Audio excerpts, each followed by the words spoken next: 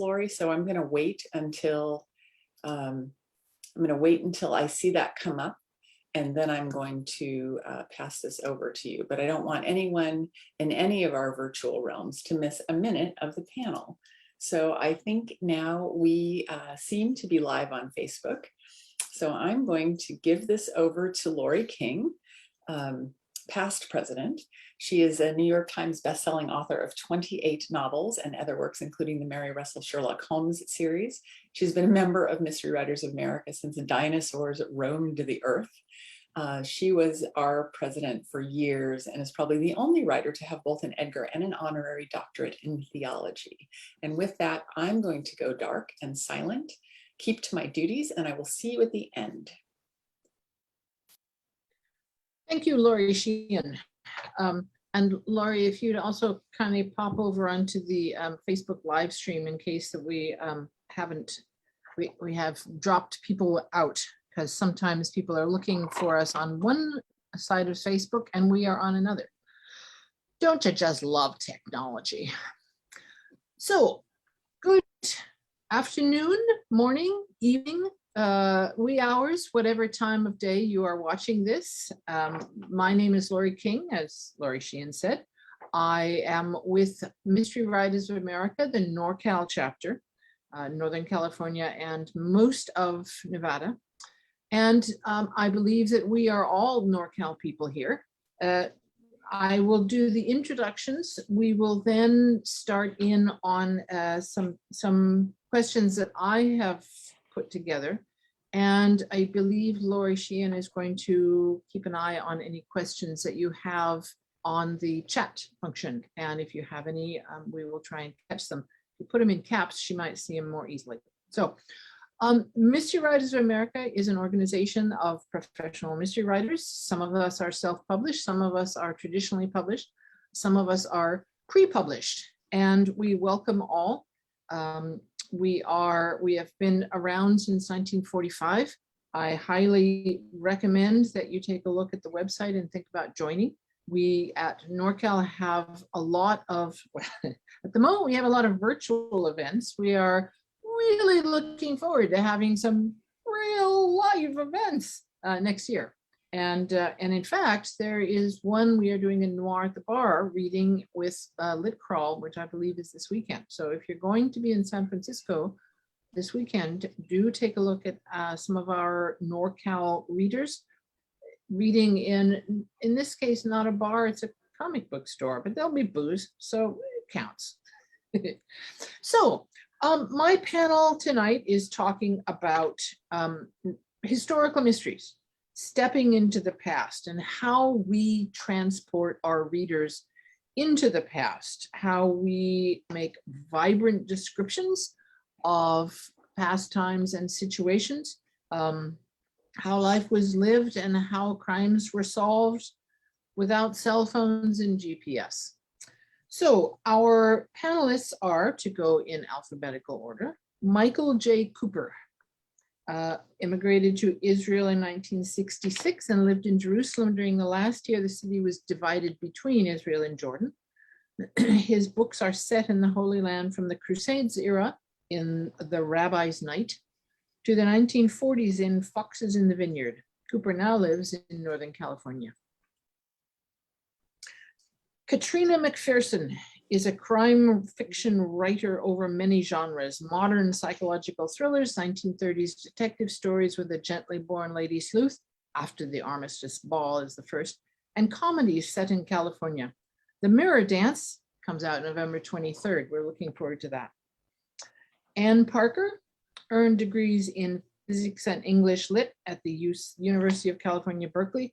Her award-winning Silver Rush historical mystery series is set in the 1880s silver boomtown of Leadville, Colorado, and features Silver Queen saloon owner Inez Stannert. Her most recent book was last year's Mortal Music with Inez in San Francisco.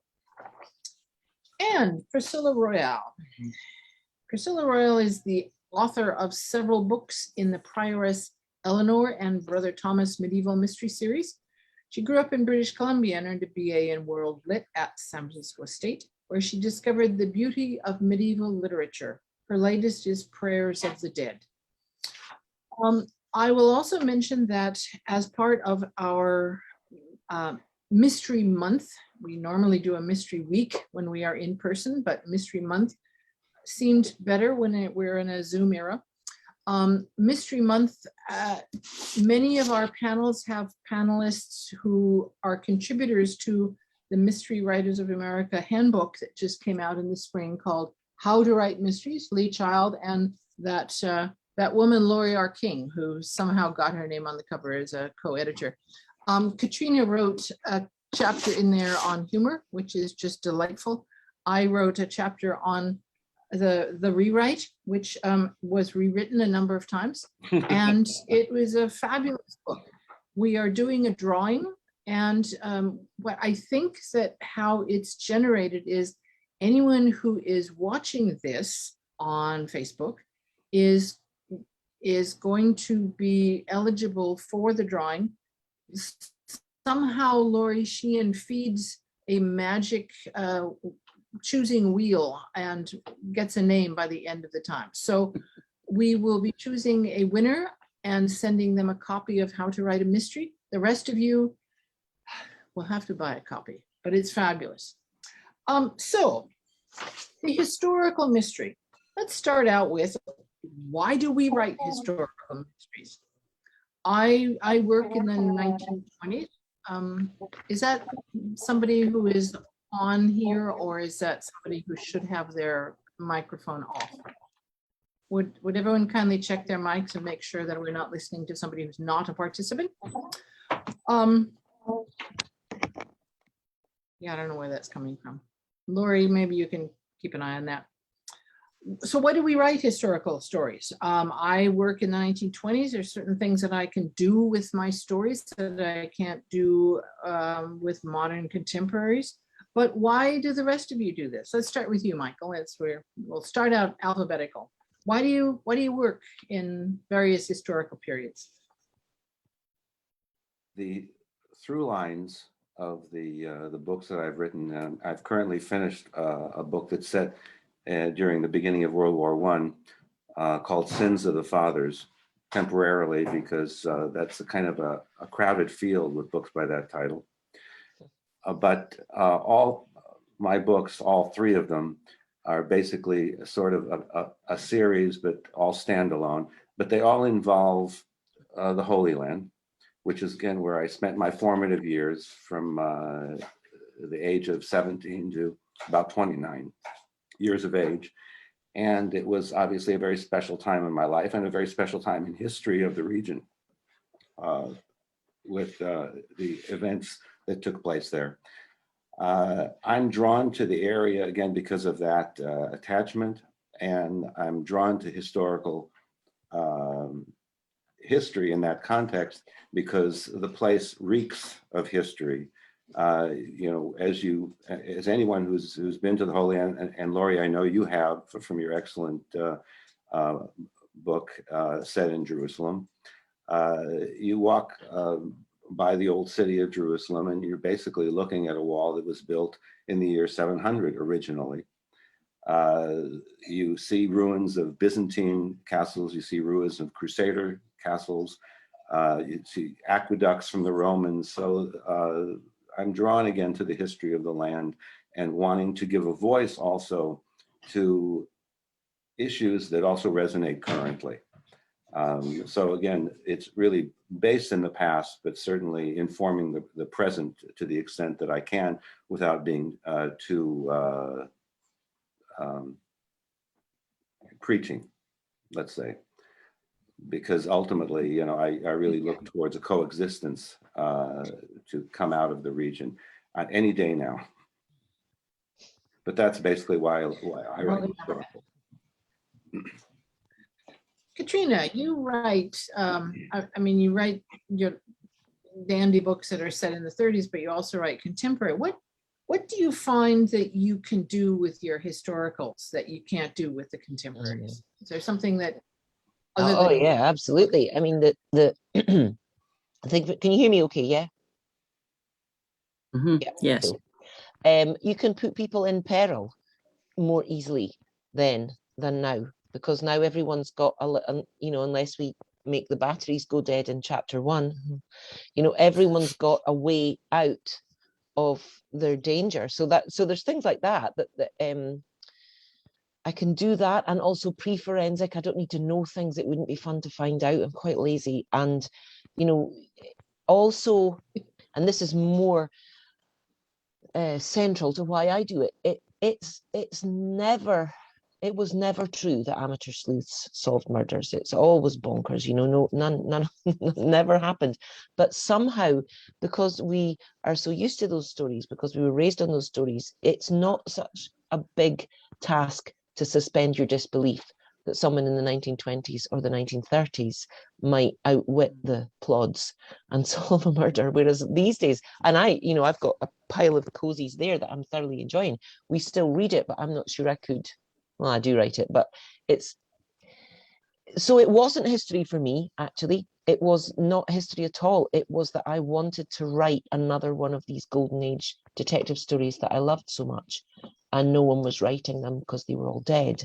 So if the British golden age of detective fiction had been the 1870s, I'd be writing about the 1870s. If it had been in the time of George III, I'd be writing Georgian stories, because it was the subgenre rather than the history initially for me.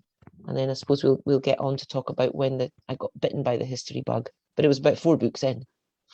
Yeah. Anne, Yes. why do you write historicals? Well- What do you love about writing? Okay. It's like, I have to live in the present. I don't really want to go there in my imagination. And when I live my fantasy life of spinning stories out.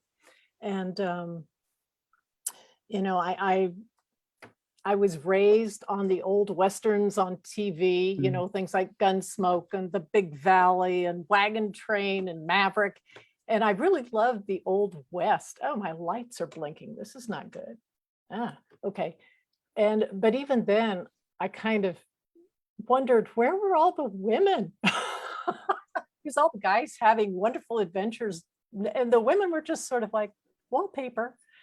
And so, when I was thinking about, I really wanted to write something, and wouldn't it be fun to set a historical mystery in the Old West, not a Western, a historical mystery, and have a strong woman protagonist. And, it's a lot of what Katrina says too. You don't have to worry about cell phones and technology and people zipping around in cars. Also, it's easy. I write in the 1880s.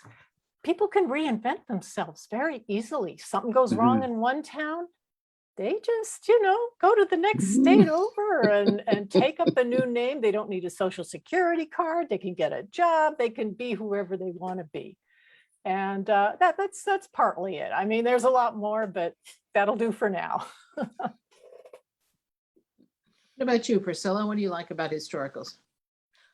I love history. I mean, I've always loved history. To me, it was the stories more than just in 1066 this happened, or King John did this, and 12 something. I think it has a lot to teach us, as well as just being fun, because there are a lot of fun stories. But I think part of writing historical fiction is to bring back that immediacy so that we can all relate to what's going on. And with my characters, I try to give, a fairly broad range of class and jobs and relationships and that sort of thing, so that people can realize that essentially history is about our family, our own particular families. And so if you can relate to history from that point of view, then it becomes more interesting. And then you begin to realize the effects of various events on your kin. It's not just a civil war with certain dates. It's what happened to your family during that period of time, if you were in the United States and in that particular era. And the other thing I love, and that's one reason I picked the medieval period, is because I like to blow holes in common assumptions. People have a certain opinion of the Middle Ages because it wasn't the Renaissance. People didn't know about anatomy. People didn't know this. They were ignorant. They were, blah, de blah, when in fact, it's probably one of the richest periods of history. So that's one of the reasons that I picked the medieval period, because I could, pick out things that were true and accurate and blow holes in assumptions. So that's that's one of the fun things. You can have people reading over your shoulder and saying, I never knew that. I never thought about that. Mhm. We all write slightly different eras here. Give me one or two things that if any of the audience were to be writing your particular era, and Michael, I know that you write a number of eras. What research would you say you absolutely can find huge quantities of really exciting stuff in this? I mean, I have, if you look over my shoulder here, you see these travel guides. There's Baedeker's travel guides, which, because my characters tend to move around a lot, I'll buy a Baedeker's guide to the time and place. There we go. and it enables me to see what's there, what's not there, and how people moved around. So again, Michael, is that something that you make use of? What would you recommend that people use for researching your era? Yeah, it obviously depends upon the era we're talking about. As you mentioned, I moved from the end of the 13th century at the end of the Crusades to more recent historicals, starting with the book The Rabbi's Night that's set in 1290. You have just huge lakes of unknowing, these lacunae that are basically completely affording one, the cats and dogs are getting into it, afford one a real opportunity to embellish. For example, the rabbi in The Rabbi's Night is based on a character that I discovered in the Encyclopedia Judaica, one of the volumes. There are 23 volumes, and I commandeered it from my mother because she was no longer using it at all. And before the internet, I basically used that, and I came upon this character who had about 3 or 4 lines in this encyclopedia, and it was known that this Rabbi Samuel Ben David had been the head of the academy in Baghdad before the Mongols moved into the area and displaced both the Muslims and the Jews. But this character exists because he wrote 2 letters excommunicating a renegade French rabbi in 1288. And that's about it. And he disappears from history. The fact that he excommunicated this renegade rabbi who was basically desecrating the tomb of Maimonides because he was an anti-Maimonidean, it was a big controversy in the 13th century. It already informed me that he was kind of a mensch. He was probably a good person. And it afforded me an opportunity to create a character that was good, kind, wise, and again, because nothing is known of him.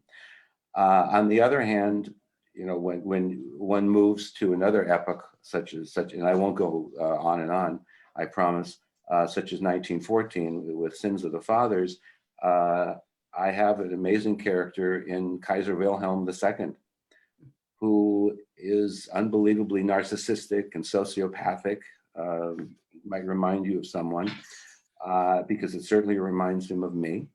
Not me, no, it reminds me of someone.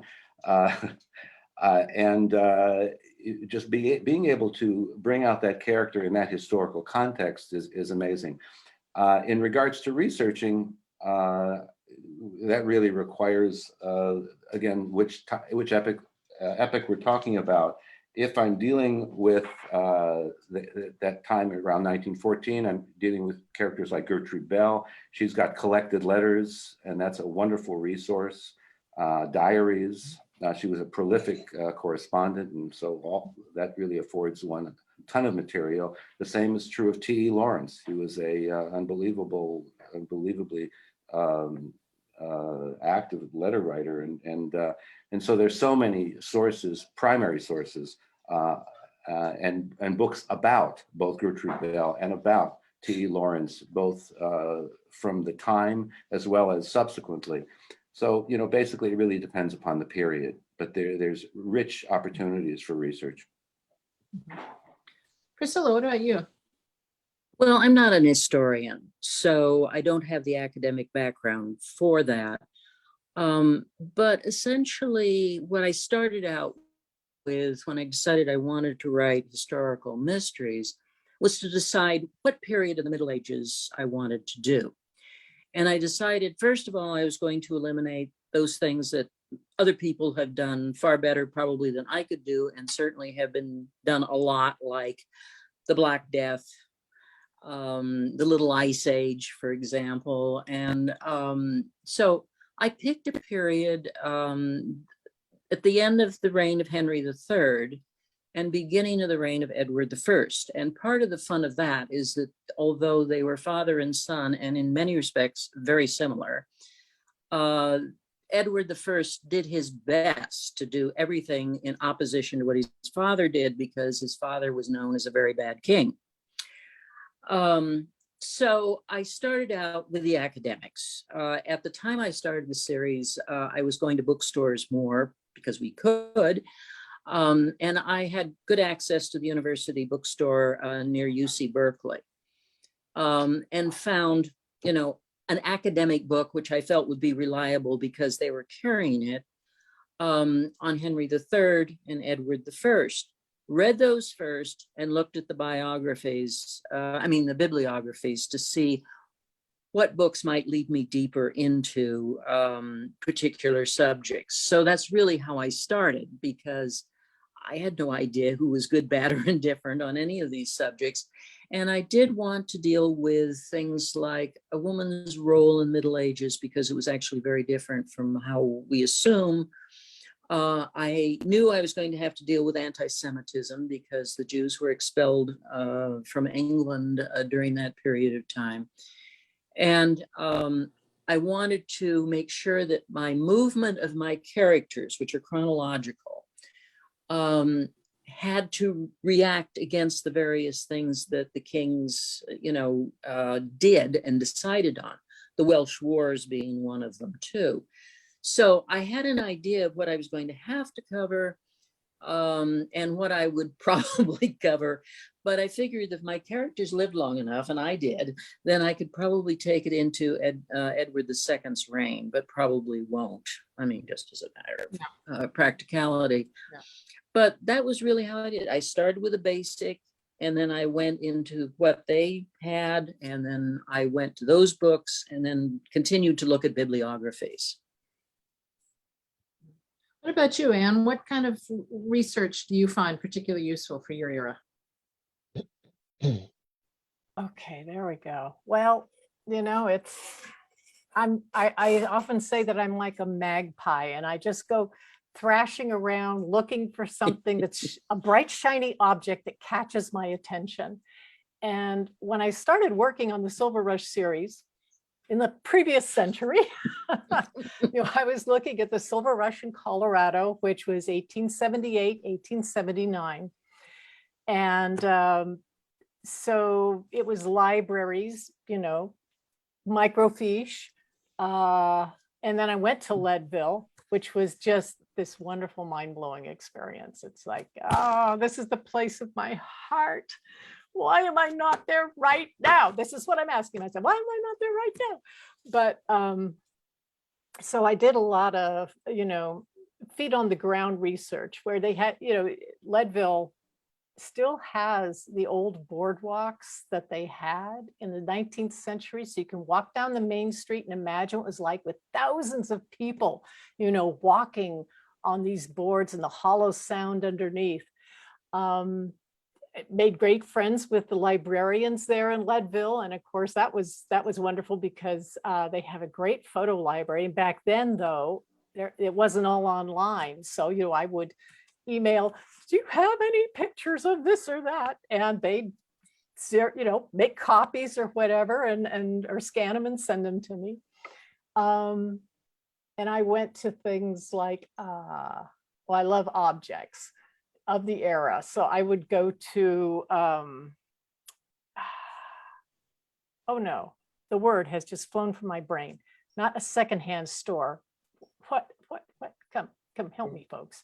A place, antique store. There we go. I was going to say pawn shop. It's just a modern antique. So. But anyway, and I'd find something that dated from the era and that sort of thing. Now, when the series moved from Colorado to San Francisco, which was a very interesting transition, just because I live close to San Francisco doesn't mean I knew San Francisco in 1881 and 82. So it was starting all over again. Of course, by this time, the internet was a lot more efficient for research. And there are things like city directories. I mean, when I used to stand there and Xerox an entire city directory in the Leadville Library, now it's all online. Archive.org is a great place to find old books, and you can get a sense of the language and pick up some stories. I don't know if I can, there's something called Lights and Shades in San Francisco. Oh, this is not going to work too well. There we go. I have a hard copy, but it's online, and it was 1876. And this fellow, it's kind of for tourists, mostly for men. You could tell by the kind of language that's being used, even though this is Victorian, they're going into, some of the red light district and what have you. It's actually fascinating reading, but things like that are really helpful. What else? Calisphere for California has wonderful photographs, and photographs are great too. Maybe what I'll do is I will just, in the chat, I will put Calisphere, because it's like, what are we talking about here? Calisphere. So if you look up calisphere.org, you could find some really marvelous photographs of, whatever area you're interested in, whatever part of California.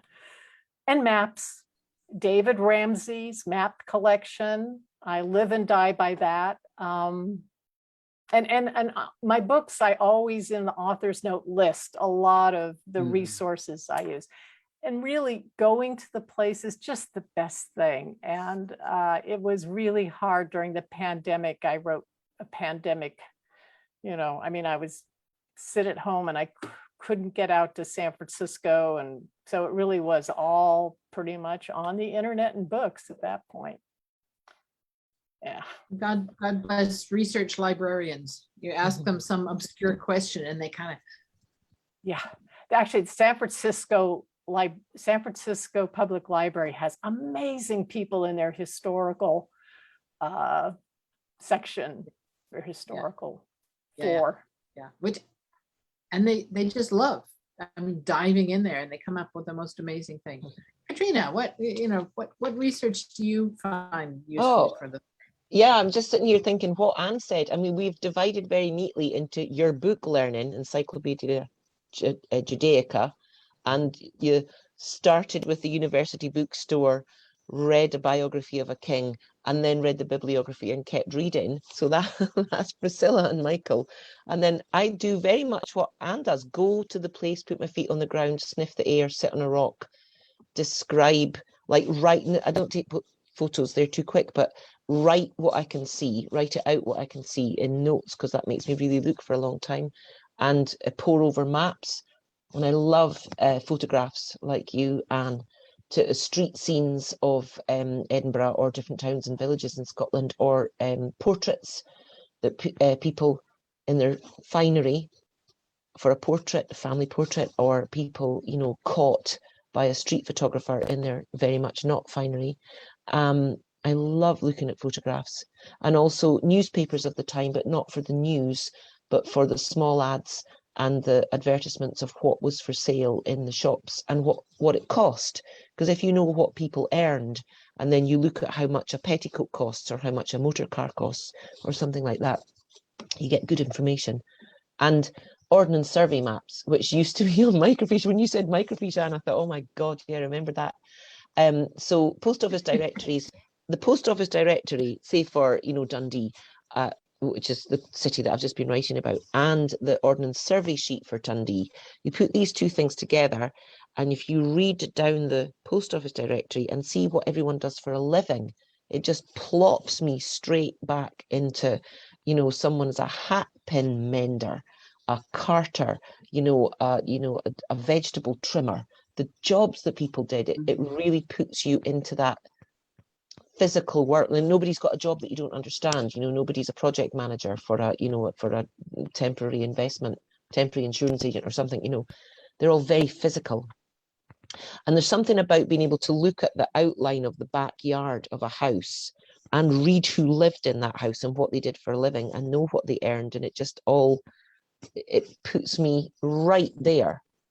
But I'd want to be the rabbi from was it the 12th century, Michael, not the Kaiser Wilhelm?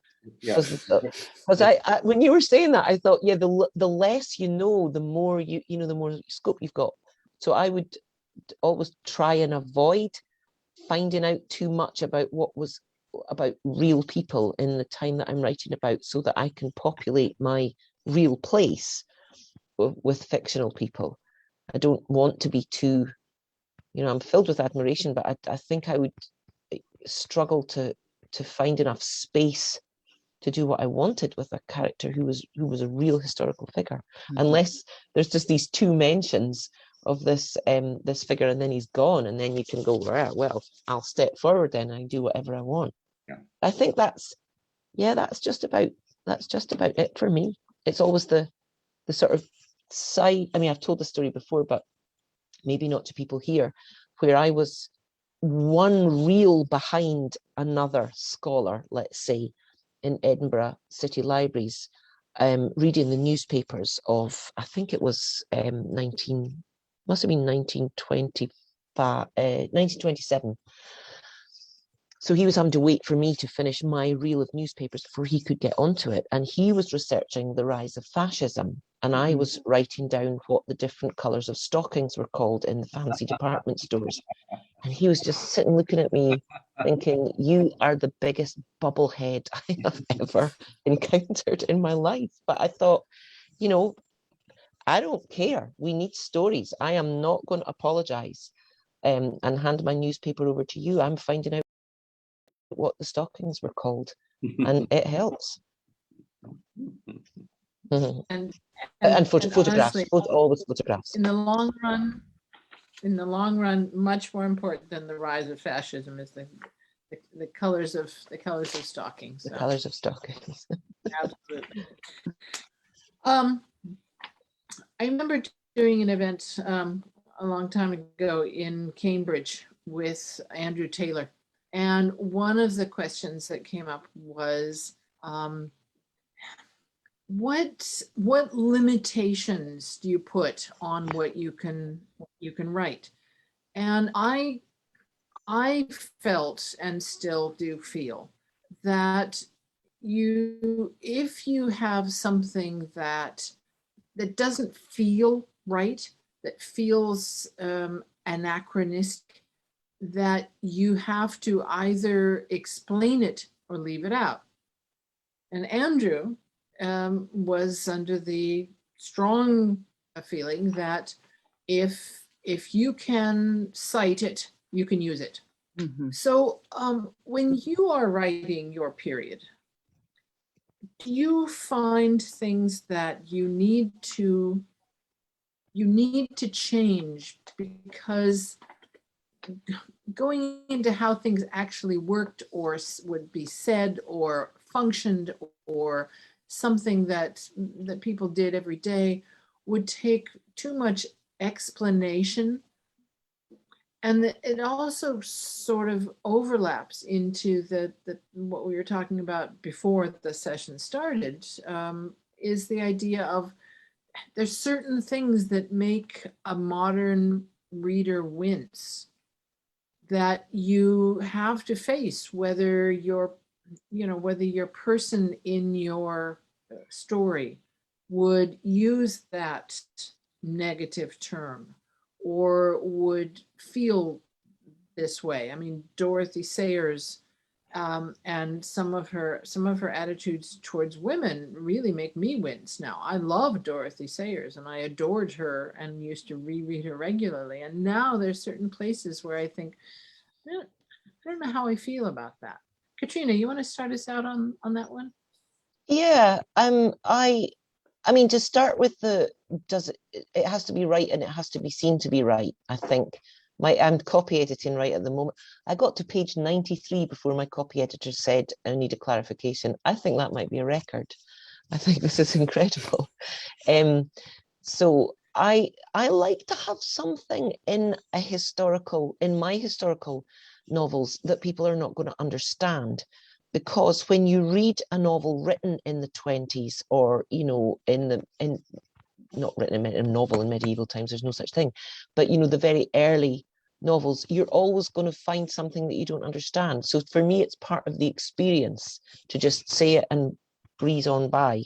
And not every editor agrees with that it's part of the fun to think, I wonder what that means, and then have to go and look it up. But that doesn't bother me at all. The I mean, we're talking about racism and homophobia and anti-Semitism and sexism and snobbery. Well, that's what comes up for me, writing about the 1920s. And funnily enough, my line is with Dandy Gilver. I've got a really clear line. Where I am a woman.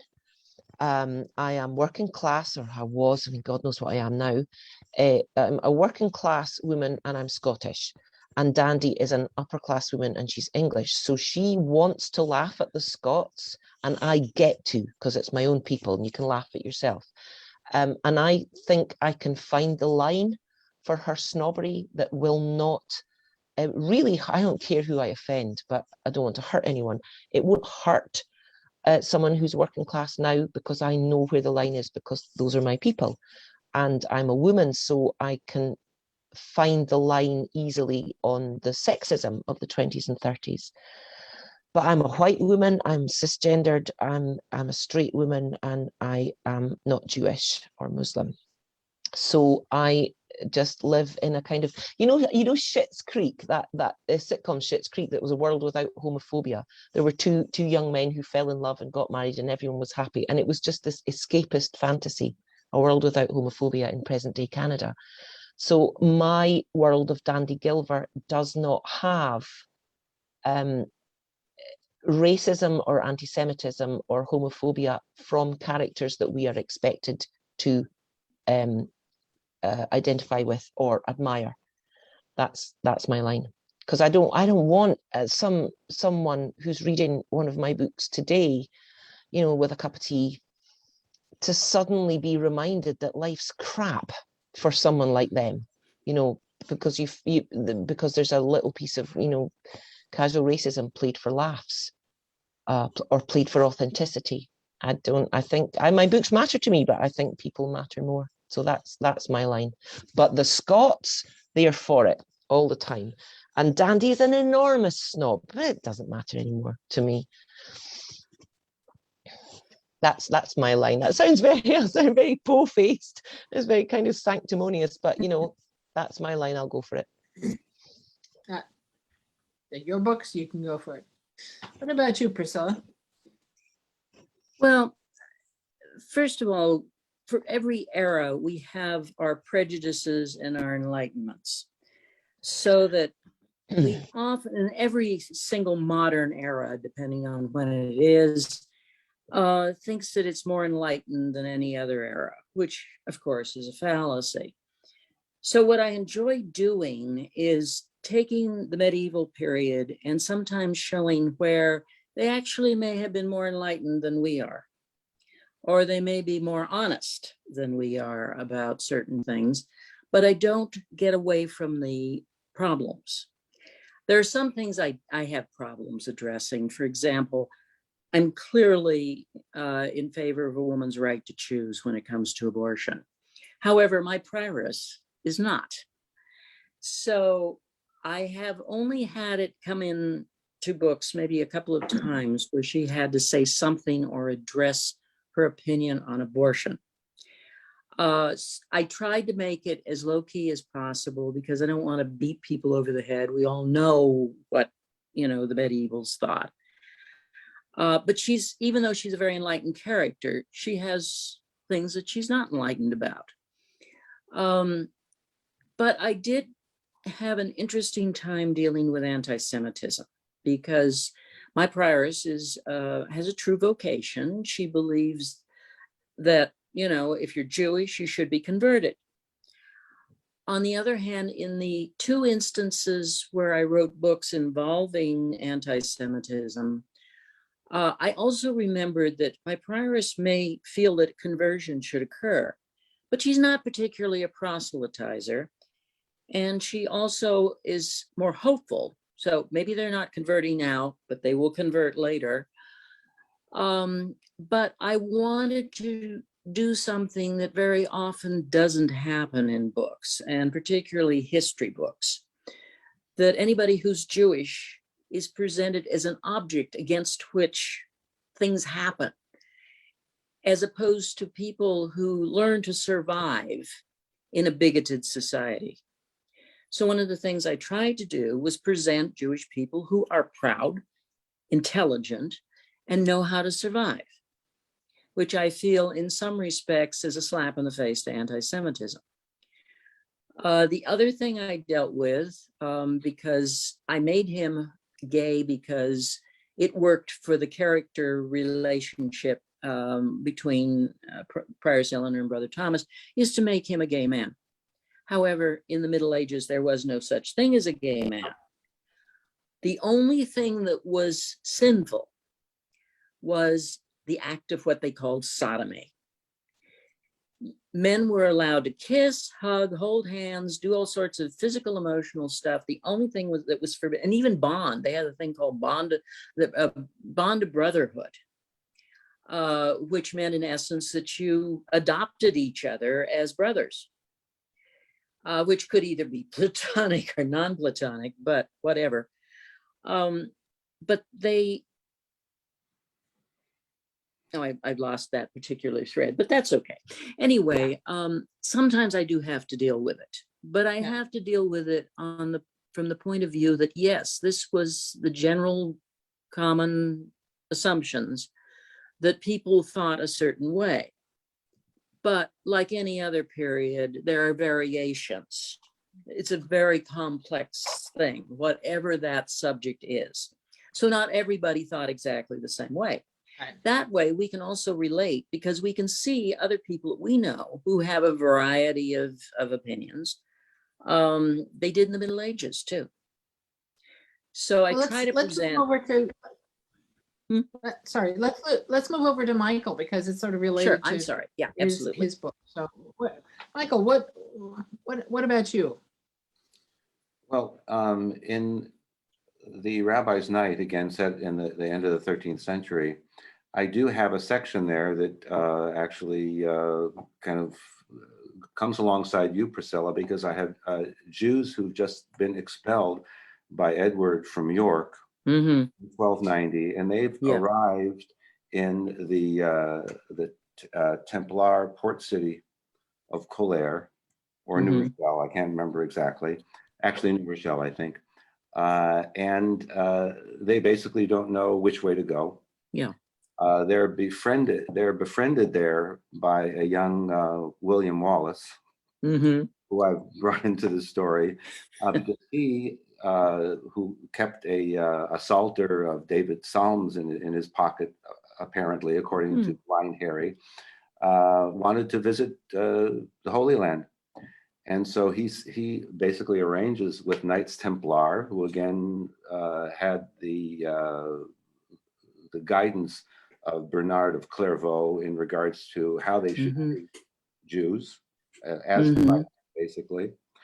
And so you have the Knights Templar with William Wallace guiding these Jews of York to the Holy Land, and they sail obviously from actually the port of Colère to the Holy Land. And so again, as they move through France, though, they are stopped by a priest who basically wants to preach to them, to convert them. The Jews basically have a rabbi, a leader in their midst.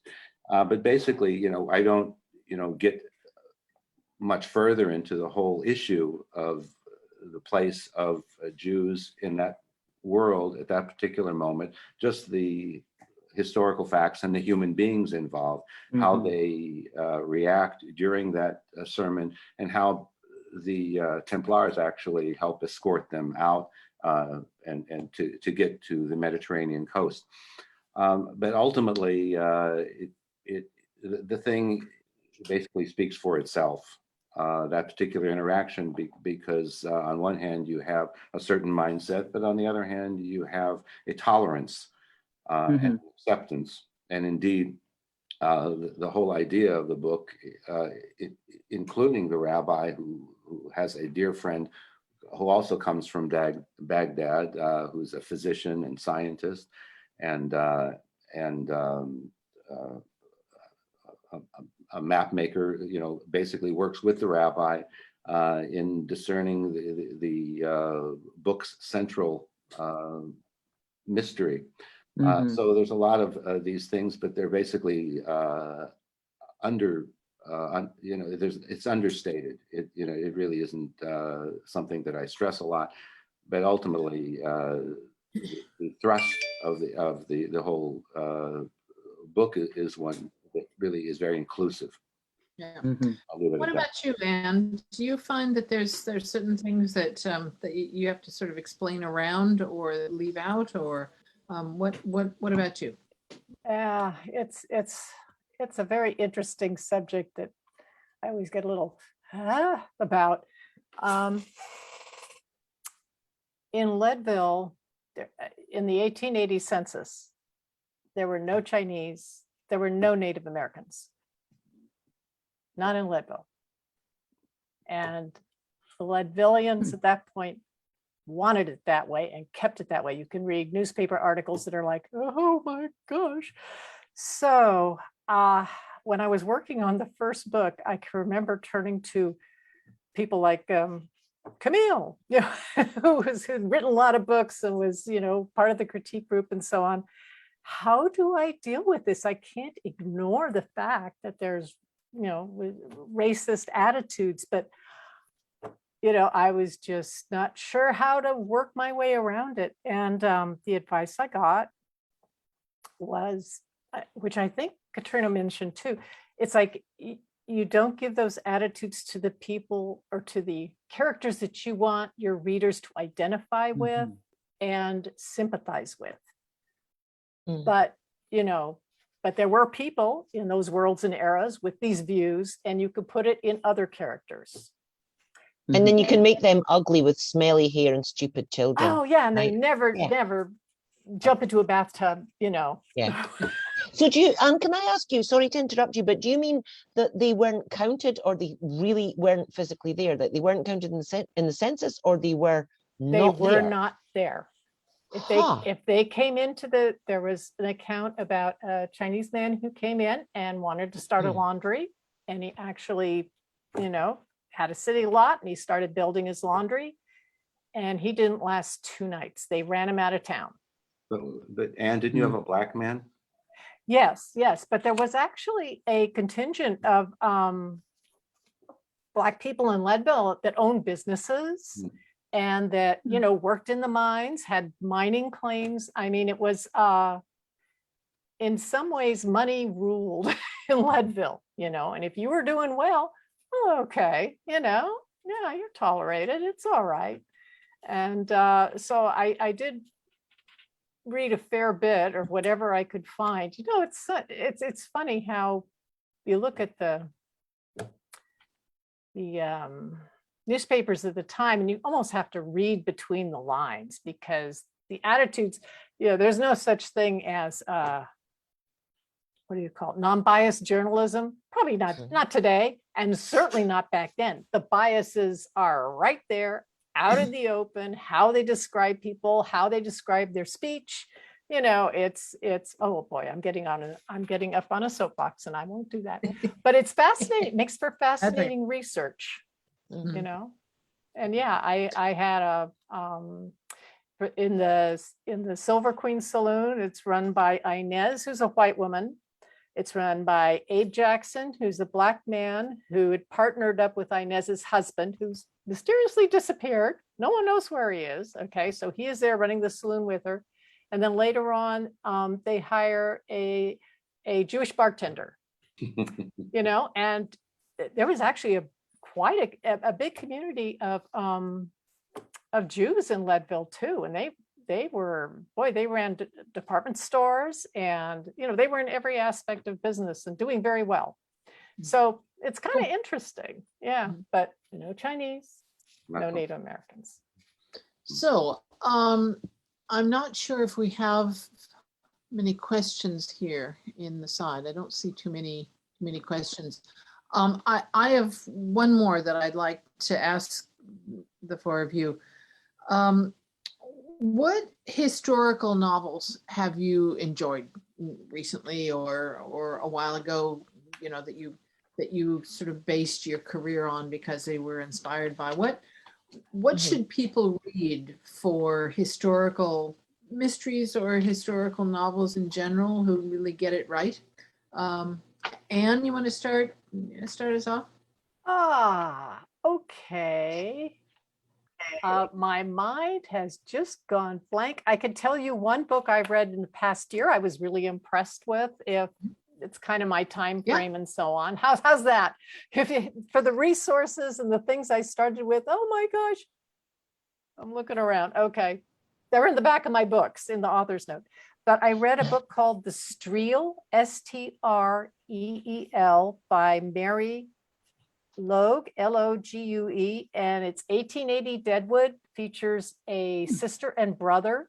Oh, Katrina, you're looking like, oh, but it is a wonderful book and the voice is incredible. And she won an award for, I think it was Women Writing the West for this book. And I was so happy to see that because I love this book. It came out from a university press. It just feels like it, you know, it didn't get the attention that it should have. So I was glad to see it win that award. Beautiful voice, amazing writing. The reason I'm reacting like that, Anne, is that I wish I could write No, I Can't Write, and wish someone else would write Calamity Jane Investigates. So Calamity Jane in Deadwood in the 1860s, was it 1870s, as a defender and avenger of wronged women. Because she, I think, was she not Doris, who is still my version of Calam, but the real Calamity Jane, she was quite fiercely, did she not defend and protect the sex workers of the time? Because she was kind of, you know, she was a woman, so she could be friends with them, but she, you know, she was fairly handy, so she could rough people up. I would love to write that, but I don't know enough about it, but I wish someone else would write it. Well, I will just scribble that down. A request. Yeah, Anne, That from would be this fun. panel, I'm thinking Anne could write it, yeah. Yeah. I mean, no offense, Priscilla and Michael, but I think Anne's probably closer to Okay. it. I It's agree mine, with it's you. mine. I staked the claim. There's your new one. So Katrina, what have you read that you love Oh, in historical yeah. fiction? Well, I would say for someone who wants to find out how to do it, read Sarah Waters, English writer who's written, I mean, great sort of bodice ripper Gothic crime novels of the Victorian era, Tip in the Velvet and Fingersmith, and can't remember what the other one calls, but she's written something just set just after the First World War called The Paying Guests, and she's written something just after the Second World War called The Little Stranger, I think. Oh, just heavenly detailed, mostly crime novels. I mean, some of them are they've got so much in them as well as a crime. It feels strange to call them crime novels, but I think they are. And right now, actually, right here, I am reading an early copy of something called The Bangalore Detectives Club by Harini Nagendra. It's her debut, and I'm reading it, you know, to put a quote on the cover, and it's fantastic. It's about a missing milkman. Well, partly about a missing milkman. And this is And what she does is a detail, little detail. What are they eating? What are they wearing? What does it smell like? But no broad sweep. But things like the milkman solves his packaging difficulties by he just goes up and down the streets with the cow, and they go into the compounds and they clean the cow's udder, and the wife of the house comes out with a pot. They fill the pot. She pays, and he goes to the next house. And that's the sort of thing I would never have thought to write that. If I'd been trying to capture 1920s Bangalore, I probably would have had a milkman with milk in glass bottles. Anyway, so it's her first, it's her debut. It's It happened wonderful. in 1980s Punjab as well. I can tell you. I honestly Anyway. thought you were going to say Berkeley there, and I would have believed you. It's the kind of thing you'd expect. No, or it's sanitary, very it's definitely practical. sanitary. Yeah. It's very practical. I mean, yeah. no packaging, no waste, no mess, no fuss. Yeah. Truth in packaging. Mm. Priscilla, any crime or otherwise historical fiction you just adore? Two, obviously Ellis Peters with Brother Cadfael, Brother Cadfael is really the inspiration that got me interested in writing medieval mysteries, particularly. The other one is Sharon K. Penman, whose prose is incredibly beautiful. I mean, she writes huge books, which are incredibly difficult to write without a single word that was excessive, shall we say. The last one that she wrote, Land Beyond the Sea, was about what happened in the Holy Land after Richard and all the famous people left.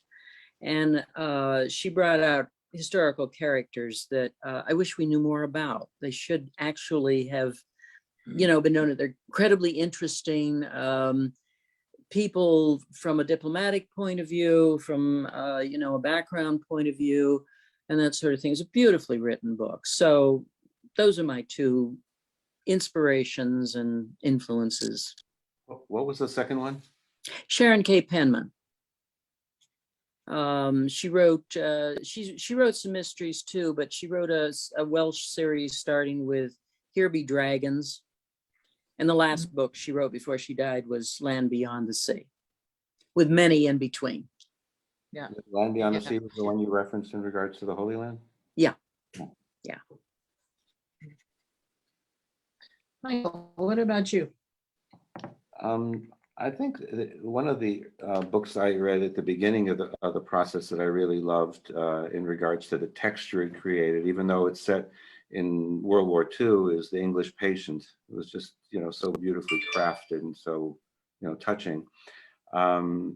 Generally, I must say that when I'm reading anything, I'm looking through the collected letters of T.E. Lawrence, the collected letters of Gertrude Bell. I'm just looking at some here, all these basically primary sources, because I really want their voice and I want the subtle details that they present in these correspondences. It's invaluable. And there's one little book, as long as we were talking about the Baedeker's series, there's a beautiful old novel called Eothen by A.W. Kinglake that I think came out sometime around the turn of the century, the 20th century. And it's basically just an amazing travel book of a young man through Europe into Turkey and all the way through the Holy Land into Egypt at a very interesting time, and just again the kind of details that he notices as a traveler, I think, are invaluable. The subtleties, because again, what strikes his sensibilities as an Englishman is something. It brings out these details that otherwise, for somebody locally, it would be mundane. A couple of books that I've read recently that I really loved were The Wild Hunt by Elizabeth Chadwick and Dorothy Dunnett's King Hereafter. So, but again, just to get out of the period and just hear the way they use language is just beautiful. So I think that kind of brings us to 6 o'clock. I see that there's many comments on the side. There's probably some questions there. We are going to open up the Zoom screen in a minute for anyone who would like to join us. There may be somebody who has questions in there. Lori, did you have any questions that you particularly wanted us to deal with, or do you want to? There were out from there were behind the a tree. few questions, so I can pose these if you have just a few more minutes. Camille asks, what sources do you have for how people spoke in the past? How do you know how to write dialogue? Dana Stabenow has a particular contempt for people who write forsoothly. Yes, I've got a real problem with people who think that people spoke formally in the past because people in plays spoke formally in the past and people in novels spoke formally in the past. People who think people now who think, oh, someone wouldn't be so slangy. Well, where slang is a survival of earlier language. Of course, people didn't swear. Of course, they swore. It just wasn't possible to print it, so it wasn't in the books, but it was in people's mouths. So the sources, court transcripts are good. Any time where language is transcribed, that's all right for me for the 20s and 30s, right? Those are good. I've got 3 volumes of the Survey of English Dialects, which is good for vocabulary, but not good for music and rhythm. But my period, I'd be interested to see what Michael and Priscilla say. But for my period, I'd listen to my parents. They were alive. I would basically write in Yiddish. There's this thing, because I was a linguist before I was a writer, the norms, what does it stand for? The something older rural male, non-educated older rural male. So they speak the old version of whatever the dialect is in any region. And so my dad, who left school at 14 and was born in 1934 and is rural and is a male, just listen to my dad. I have a problem with medieval dialogue because it was a foreign language even to Chaucer. My period is late 13th century. So if it was foreign to Chaucer, and we have problems enough reading Chaucer, there's no way I could do accurate dialogue. What I do, however, is give myself a limit on how recent words are. And I have 2 etymology books where I look up if this word was used after about 1500 or 1600, I don't use it because it's too modern. I got caught on one of these because historical mystery writers care about these things. I use the word stymied. That is a 19th century golfing term. Oh, that It hurts. has to go.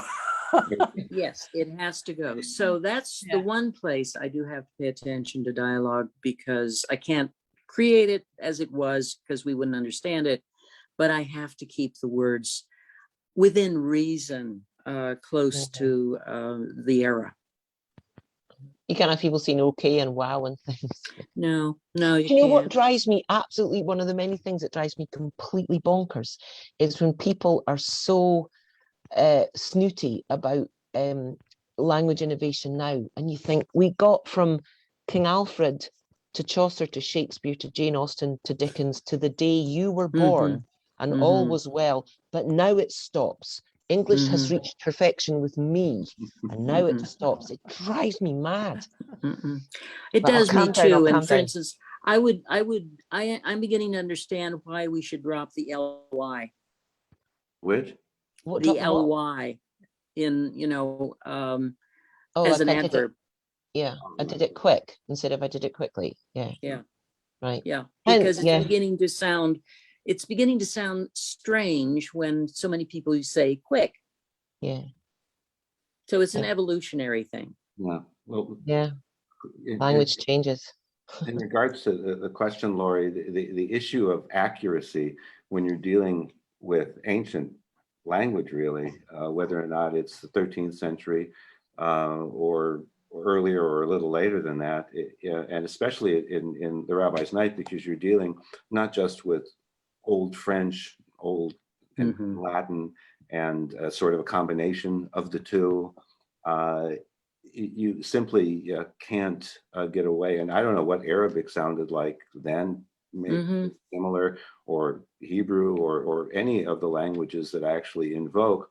And when you're also dealing then with foreign language, you really have to completely dispense with accuracy. All you need is authenticity. Mhm. And to try to make something sound authentic, you may, break up, um, uh, contractions, certainly, Mhm. instead of I've. But ultimately, if it's like in the beginning of the 20th century, you can certainly, hear the voices from the primary sources. Again, as I mentioned, from these letters, and you hear exactly how they express themselves. So that's a wonderful resource. But again, when you're dealing, in more ancient times, you just have to aim for authenticity, and because you're never going to make anything comprehensible come out of accuracy. Mhm. And did you have any comment? Well, I was going to say, newspapers, luckily, there are lots of newspapers from my era, and look at the quotes, not the real formalized, like, like the head of CEOs when they're talking today and they're being quoted. But if you look at sort of the articles that have to do with everyday people, almost got run over by that, by that drunken lout on a horse. I mean, that they will quote people and you kind of get a sense of the rhythm of the language and some of the words, and that helps. That Yeah. helps. We're giving away a copy of this, and maybe, Lori, we should do that before people take off. So do you want to go ahead and run your little magic chooser through there? Yes, I will. I um, have it all loaded. Okay. And Okay. I would say anyone who would like to join us, feel free to turn on your little video thing and your mute if you want to say anything. You don't have to, but if you like to step into the room, we can all wave at each other and say, hello, Sal. Hello. I do want to give a shout out to those who have joined us on Facebook. Remember, those of you popping in, we are still recording and we are still on Facebook Live. So smile. I've been having a lovely conversation with someone. Robin Stull is on Facebook. She's joined us tonight. And also Rebecca Hoffman and Alana Toole.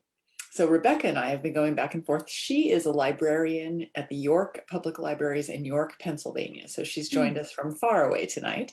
And she was absolutely thrilled with our comments about the library and librarians. So, and I have Thank more you for being a Yeah. librarian. Can I just say Yes, thank yay for you? librarians. Thank Thank you. you. Love librarians. Yay, librarians. So she posted, if you guys go to look at the recording on Facebook and you look at the chat, she's put some information in it that's fascinating. So please take a look at that. And I have random generated numbers until I found someone who I believe is still with us. Is Julie Weston still Joey, with us she here? online? She must have popped off. Oh, She was here a few minutes ago. Oh, now I'm going to have to randomly generate another number. All right, let's see. Diane Hull, are you here still? We're losing people. No wonder Lori pulled us back in. Should have done it at 6. Rosemary Simpson, are you still here? Yes, I am. I am. You still here. are. I We am have a winner. Yay. Hey, Rosemary. Wonderful, wonderful. Hi, Anne. How are you? Okay, and with Just that, fine. I It's am great going to see you. to stop the Facebook feed. Thank you all in Facebook land for joining us this evening.